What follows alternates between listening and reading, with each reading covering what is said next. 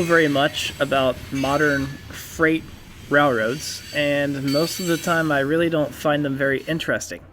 But I will say it's fun to go out and explore some of these areas that I have no real reason to ever visit, and especially here in East Tennessee, because there's lots of little communities and towns that have just been kind of left behind. This past weekend, my friend Evan, who is much more attuned and interested in freight trains than I am, took me along to chase CSX train T-736 through West Knoxville. I have no idea what that number means or how he even knows that, but that's what he told me.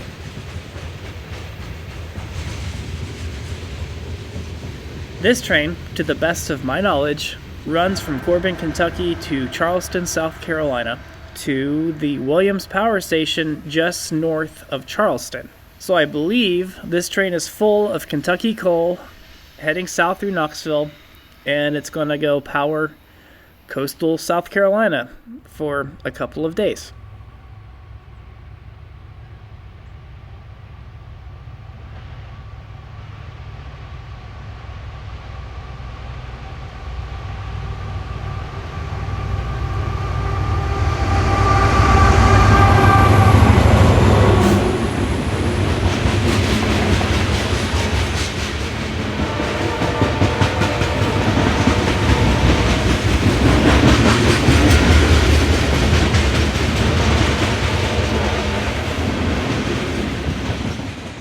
There are some older signals still in place along this portion of the railroad, and sadly they haven't been used as much because there's been a big reduction in the amount of trains that have been running through Knoxville the last several years.